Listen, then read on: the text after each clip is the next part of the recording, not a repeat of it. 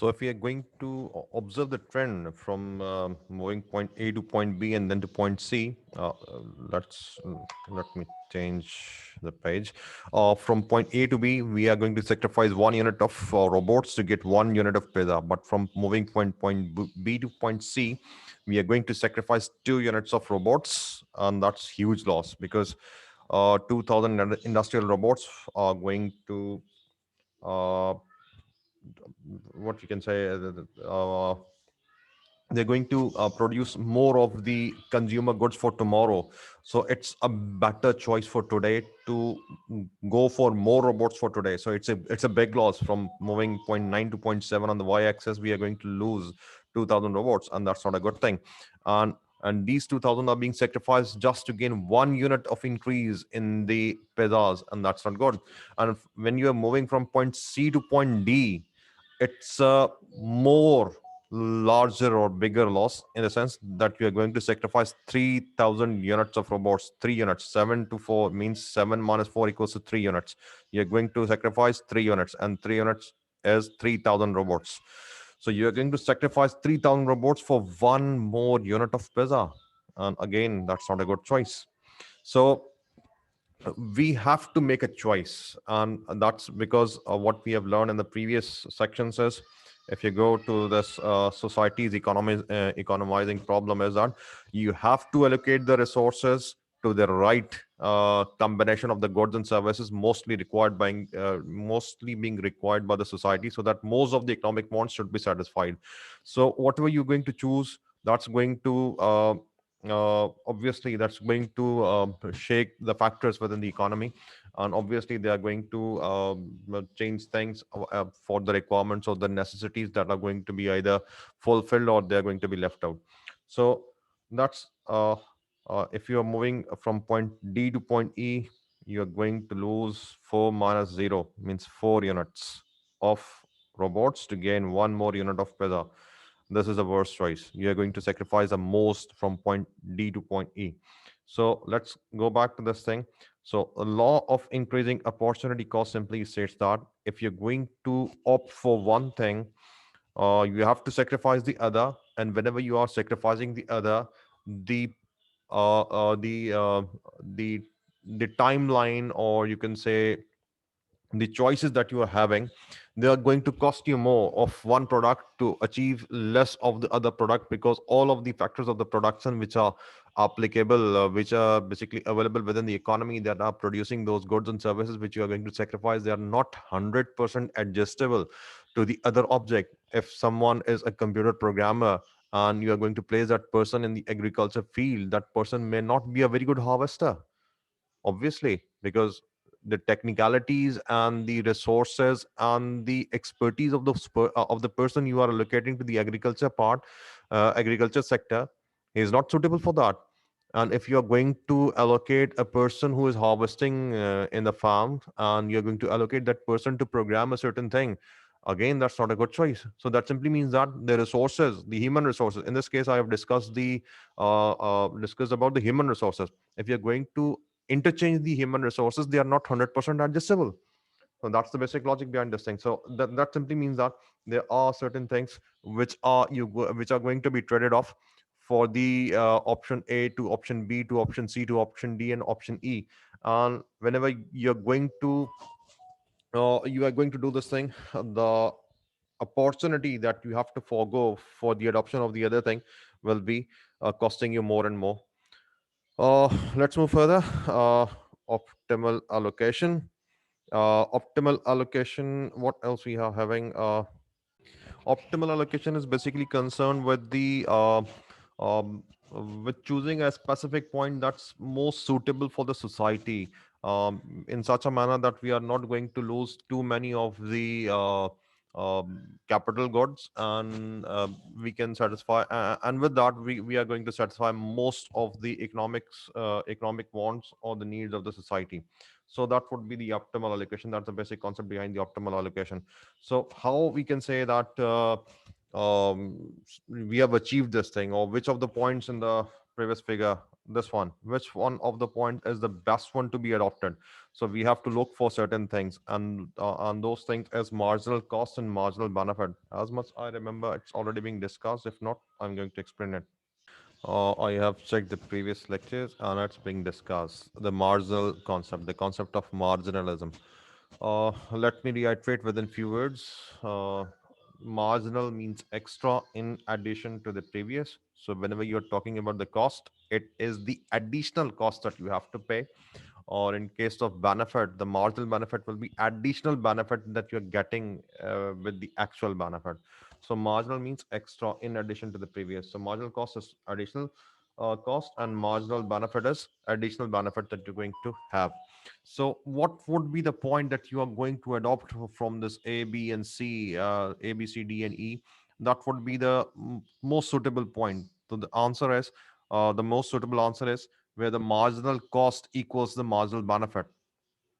So if the maximum of the requirements of the society are being satisfied, like if there are no more hungry people within the society, then we can stop there, and we can allocate the rest of the resources to the production of the robots, so that most of the robots may be allocated to most of the factories, so that we could have a larger set of produced goods in the future.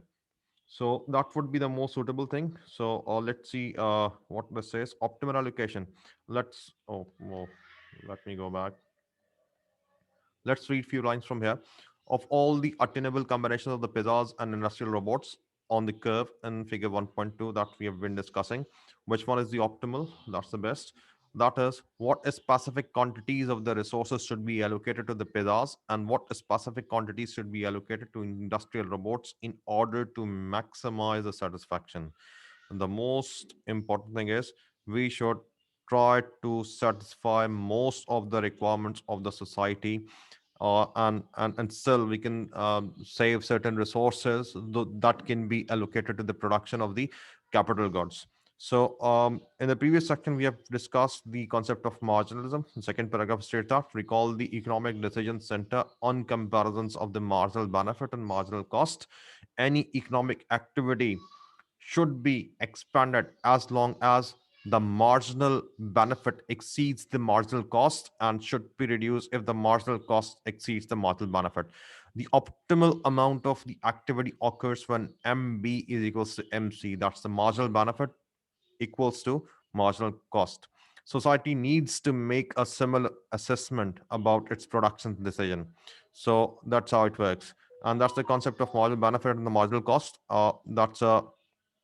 That's a negative. The red line is having a negative slope, and uh, sorry, blue line is having a negative slope, uh, and red line is showing the marginal cost, and it's ever increasing. Whenever you're going for the cost of production for any goods or service, it keep on increasing. Whenever you're going to produce more, you have to sacrifice more of the other one to get the first one. And marginal benefit, that keeps on decreasing. That's if you are being satisfied with the lunch or the dinner today, uh, that's not you cannot have more food that you can eat, because it would uh, it would not be a satisfaction factor. That would be a negative factor on the human side, because the other things may get around with you. If you eat more, you will be having problems, health issues, and you have to go to the doctor, and that's a negative thing. So marginal benefits keeps on decreasing. So that's the reason it's decreasing. So whenever you are going from this point to this point, it's decreasing, and whenever you are going from the on the red line, the marginal cost line, it's increasing from point B to point C. So that's how it works. So we have to take the concept that this thing, the optimal amount of the activity occurs when MB, marginal benefits, equals to MC, marginal cost. So here we are having another good example of the economics of war. Uh, the writer has divided the goods into two different categories. That's the civilian goods, and here it is: civilian goods and the military goods. So, what would be the cost of producing one? Obviously, the factors of the production are fixed. Let me take you back a few pages. Uh, Here it is.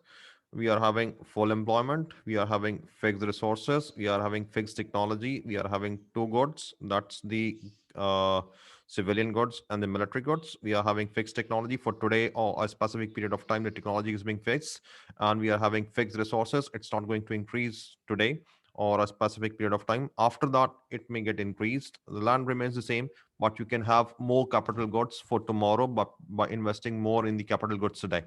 And obviously full employment, these are some of the assumptions. So let's move back to the example. So what would be the cost of producing more civilian goods? Obviously, if you're going to produce more civilian goods, that is, the concept is based on the fact that you're going to spend more on the civilians, and those things are basically there are certain things which needs to be taken care of for the civilians. That means simply means that healthcare, education, pollution control, personal computers, houses, and so on. These are some of the things that you need to invest for the society, and these are classified as civilian goods.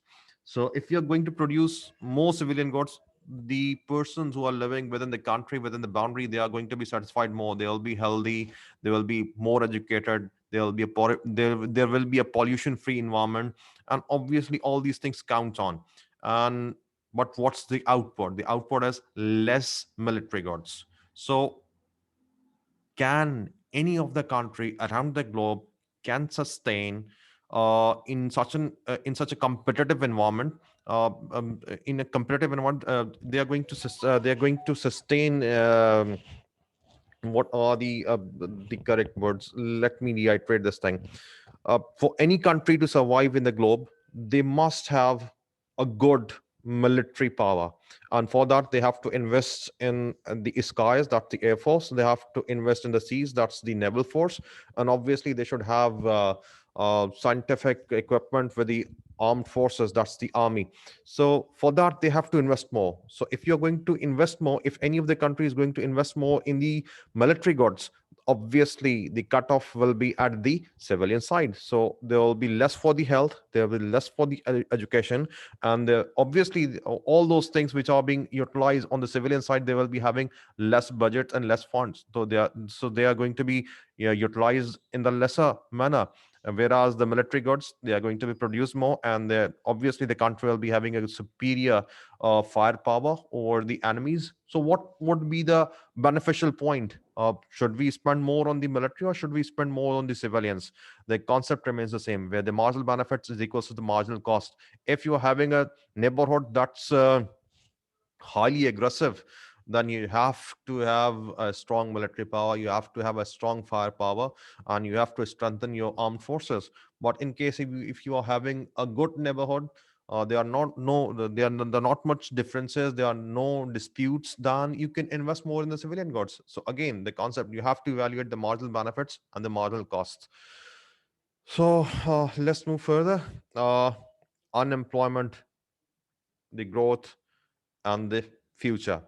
So let's talk about the unemployment factor first.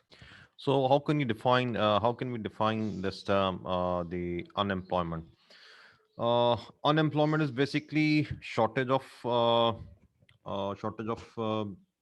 opportunities for all those people who are, number one, able, number two, willing, number three, non-aged, number four, not the minors.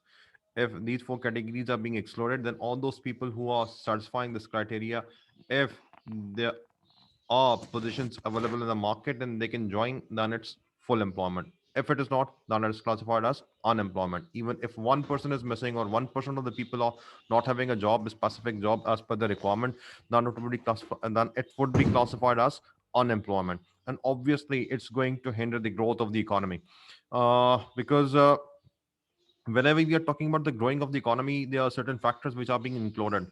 So what how can we say that an economy is growing?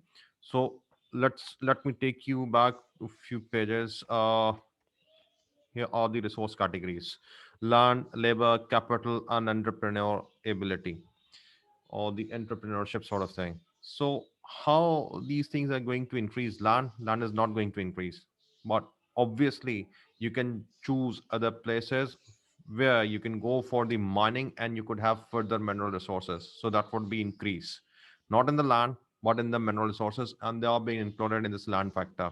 If you have got certain part of the land that's free, and you have converted that for the agriculture purposes, then you will be having more of the crop, more of a specific crop in the near future, and that would be added advantage for the economy. That will be having certain additional things in the near future. So that would be addition to the land sort of thing. So if we look out, then forests, minerals, oil deposit, water resources, and wind power, sunlight, and arable land, all of these are basically resources, and these are classified under the category of the land. And obviously they can be increased, not the total part of the land. It's not going to increase because the boundaries of the country are fixed, and until and unless special circumstances or a war with the neighboring country, it's not going to increase. uh, Else you could be having minerals, you could be having further forest that you can grow, and you could have you can go for the mining of different things, and you can extract certain further oil, and you can go for, let's suppose, for certain part of the land which you have converted to the arable land, so that would be increased. Labor, obviously, any country in the world, they have got a growth rate, and obviously people are added in the society, and certain people who left this world, they're being excluded from the workforce and from the country's population. But there are people who are coming, who are adjusting, their younger ones who are being added to the society, and obviously the number of people who are being added to the society, they are more than those who have left the society. So this part of the country, that the human resource, that's going to increase. Capital, or the capital goods, that's this is a basically our choice. We can increase it or we can decrease it. If you're going to save more today, we are going to invest those saved resources for the production of the capital goods. Something like we are going to produce more robots for the country, something like that. Or we can have more factories in the country today, and we are going to eat less today. So that would be our choice. So if we go for more factories, if we go for the more of the robots, then we would be having more production for tomorrow, and that's basically increase in resources. So by these sort of means, we could have, let me take you back to what we were discussing. We are discussing this growing economy. So if you're having increases in resource supplies, any of the resources or all of the resources, then the country is supposed to be having a growing economy, and that's a positive factor for the country. And the next thing is advances in technology. Obviously, whatever we are manufacturing today, let's suppose we are manufacturing by hand. So there are defects in the manufacturing process, because we are on the human side, because we on the human side we commit errors, and there are certain things that got destroyed, or that's not according to the standards. So that's not a good thing. So there are certain raw material that's going to be wasted for that. What if you're going to implant a robot or certain technological advanced things for the production within the factory, like we are using different machines for the production, then they're not going to burn anything, they are not going to waste anything. Obviously everything will be utilized, and that is a positive thing for the production, because none of the resources will be wasted out. So that's a good thing. So advances in technology, they can change the production possibilities curve. Like the points here, this 10 and this is 9 and this is 7, these points could be shifted to the outer circle, because while utilizing the same resources, we are producing more of the goods and the services. So that will be shifted outward. Utilizing the same resource, we are producing more, that would be shift outward. And if we are having the same resources, and we are underutilizing that because of the unemployment factor or the non adoption of the technology sort of thing, then this curve is going to be shifted inside. That would be under utilization of the resources. So present choices and future possibilities curve, that this is the topic what I have been discussing right now, and that's the points could be shifted outwards. The entire curve would shift outward. This curve that's being estimated by A bar, B bar, C bar, D bar, and E bar, this is a curve and the set of points. And this is a curve that presents the maximum production possibilities of any country while we are producing two of the goods, like pizzas, consumer goods, robots, capital goods. So if we are going to produce more, it's going to shift outward. If we are going to produce less, it's going to shift inwards. If we are having a point, like where my mouse pointer is right now, if there's a point right here, then that point is unattainable point. It would be illogical to have that point, because we cannot achieve that point of production while we are having the current resources. In future we could attain that point if we are having further choices within the economy, or we are having further resources, additional resources, marginal resources, then we can deploy those resources to achieve this point. But currently this point is not achievable. And if you are having a point inside here somewhere 4 and point 0.2 on the x-axis and point 0.4 on the y-axis, then this point is achievable, obviously, because it is within the production possibilities curve. But this point is underutilization of the resources. We are not utilizing the entire potential of the resources that we currently have. So that's basically the concept of the present choices and the future possibilities.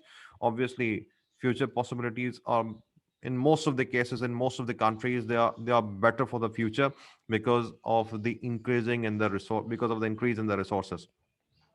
uh qualification, international trade. So what is an international, what this term means, international trade? uh if you have certain products, physical products or services that you are having, in addition to the economic wants of the society, you can provide those resources outside the country, outside the boundary of the country, outside of the physical location of that country. So in that case, whenever you're providing something outside the country, obviously someone who is going to purchase it, that person or the country or whoever that's purchasing that thing, they're going to pay you something in the form of internationally acceptable currency. Previously we were having barter system. Barter system is very simple: goods in place of goods. But the problem is that whatever you are trading, both of them do not have the same type of the value. Like if you're providing a gold bar, then that is not equivalent to a silver bar. So you have to provide either 3 or 4 or 5 silver bars to get one gold bar. So that was the reason the barter system was not a successful system. Barter system was basically simply based on the exchange of goods. Previously and currently, that system is based on exchange of goods and services, because the concept of services was not available in the previous times. So currently, whenever we are providing the products or the service outside the country, they are going to provide a certain currency that's internationally recognizable, and in most of the cases, that's American dollar or the European Union's euro. In most of the cases, the most suitable one is American dollar. So if you're having those dollars, what would be the benefit for the country? What would be the benefit for the economy if you're having more product? You're going to sell out, you'll be having currency. What's the additional benefit? Additional benefit is that you can arrange further resources from outside the country that you can add to the economic resources of the country. That is, if you are having, let's suppose, additional currency, you can have another factory within the country that's going to produce more for the country for tomorrow. And obviously it will be having a production that would satisfy the economic wants of the people within the country, and obviously it's better for tomorrow. So it's a qualification, it's a better thing to have international trade. And if you're having more on the getting side, then it would be a positive thing. But in case, let's talk about Pakistan. If we do not produce everything that we utilize within the country. Most common example is the edible oil. We import edible oil, palm oil, and all those things. These are being imported from other countries. And whenever you are importing these sort of resources, you are going to pay them with the currency that's acceptable for them. And in that case, you are paying the foreign currency reserve. And in this case, the dollars are flowing outside your country. And in this case, you are depleting a national resource, the foreign currency resource. And if you do not sell something outside the country, you'll not get the dollars to get the balance back. That is, if you have sent something out, you should have taken something to get inside. If both of these things, the exports and the imports, if they are not being balanced out, if the exports are more, it's good for the country. If the imports are more, it's negative for the company, in the sense that the resources within the country, they are flowing out, and there will be a point in time after few years where there will nothing within the country will be left that you are going to sell out outwards. So if you're going to import edible oil and you're not selling something outside, there will be a time that your foreign currency reserves will be depleted out. It's not a good thing. So trade should be balanced. The most important concept behind this thing is trade should be balanced, otherwise it would be a negative factor.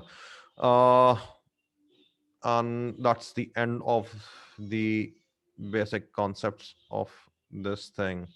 So let me okay, I'll be uploading certain assignments over the classroom, so kindly check out there. Thank you.